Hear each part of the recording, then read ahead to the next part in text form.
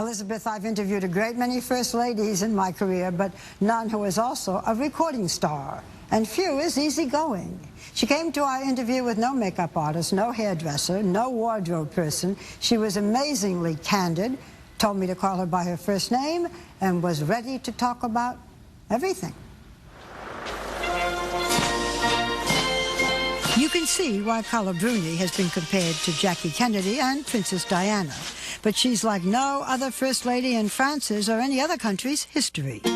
What First Lady curtsies to the Queen on the very day a nude photograph of her, taken 15 years ago, is published around the world? By any measure scandalous, but not for Bruni. The French seem to be not only tolerant, but proud of her unconventional past. A former supermodel, the stunning beauty conquered the runways of Europe and America. For 10 years, she graced the pages of hundreds of magazines for De La Renta, Dior, and Chanel. Today, she may be the perfect symbol of French femininity, but back then, she was freewheeling and adventurous. Her personal life has been as daring as her fashion spreads, with lovers like rock stars Eric Clapton and Mick Jagger, as well as various French intellectuals. Last fall, at the age of 40, she was introduced to the 53-year-old newly divorced President of France. 3 months later, they married, his third, her first, and she became Madame Bruni Sarkozy. Now, the First Lady, who is also a singer-songwriter, is releasing her third album, ironically titled As If Nothing Happened. It's already #1 in France, where her first album sold 2 million copies. I came to the City of Lights with its celebrated landmarks of beauty and grace to find that the French can now add the human face of their First Lady, who perhaps more than her husband is becoming the symbol of France around the world, even though she was born in Italy. Thank you, sorry I'm a bit late. It doesn't matter, we're here for you. We met in one of the grand rooms of the famous Ritz Hotel. I understand that when you were 7 years old, you took guitar lessons and your teacher taught you O Susanna. Oh, yes. And so you know it very well in Italian, yeah? Yes, that's the first song I ever... But I only know it in Italian. Okay. Okay, are you sure? Yep. Okay. Ho lasciato l'Alabama per venire fin da te, dove c'è colei che m'ama ogni giorno sempre più. Oh Susanna, non piangere per me, ho lasciato l'Alabama per venire fin da te. You have just won over the entire South. How do you expect people to be able to listen to your music and separate the artist from the wife of the president? What I hope is that if people like it, they like it. And if they don't like it, it doesn't have much to do with my husband, but much more to do with my music. Do you want this album to preserve your own identity? The album was a symbolic for me of my identity. And so I hope that France wouldn't mind that a woman who is married to the head of the state has another job.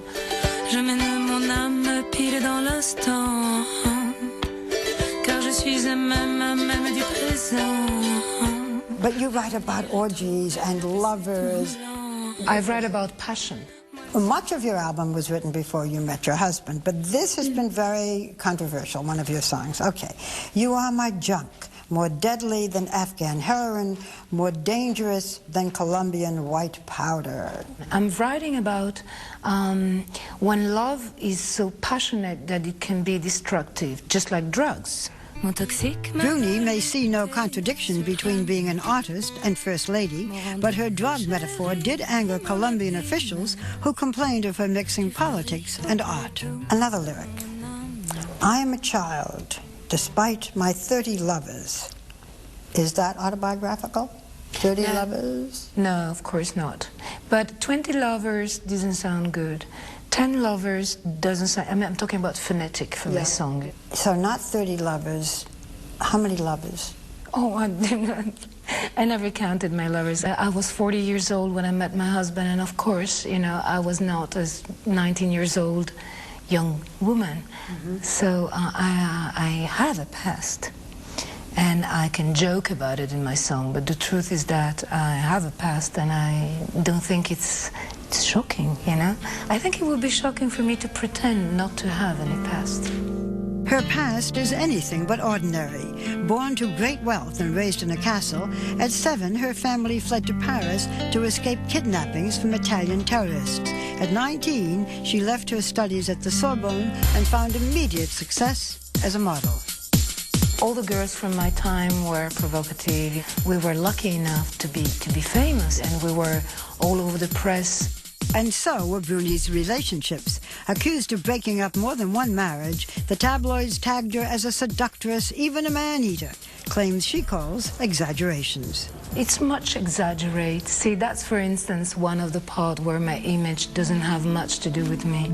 Perhaps the most controversial part of her past involves her reported relationship first with Jean-Paul Enthoven, a respected French publisher. Then she had an affair with his son Raphael, a philosopher, who was married and 10 years younger than she. Raphael divorced, and they had a son together named Aurélien, now 7. Well, when we talk about your image, there are certain quotes that have been said about you. Glamorous ambassador, femme fatale, an adulteress. And a what? Adulteress. I was never married. How could I be adulteress? I've just been married. Well, that'll clear that up. Okay. But you know what I'm saying. Who is the real you? Oh, the real me is much more simple, I guess. I'm not really a femme fatale. I was never adulterous since I never got married. Well, but you were with men who were married. So they were adulterers, I guess, right? I just got married with Nicholas, and I don't think I'll ever be adulterous. In his autobiography, Eric Clapton wrote that he was obsessed with Bruni, and he added, quote, Carla tended to move through men quickly, sometimes ruthlessly. We have read about you. We have read in the past of some very famous romancers, Eric Clapton, Mick Jagger. When I met Eric Clapton, I was a very young girl. I was 20 years old, and we were linked for a very short time, and then we became friends, and then we lost touch. But Mick Jagger is actually a very good friend of mine. He was married when you met him. He was married, and we never had a romance the way it was written. We had first a friendship, and then he got a divorce. Not because of you? Oh, no, not. Okay. But it's important to clear this up, Carla, because these are things we read. That you broke up Mick Jagger's marriage. Oh, no, I that you broke up the marriage to the man who was the father of your child. Oh, really? No, not at all. It was actually, going through the divorce when I met Raphael.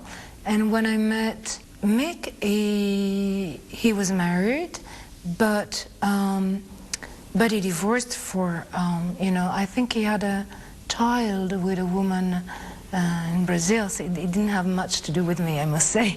And my husband is a complete different thing, I married him, and everything was very clear from the beginning.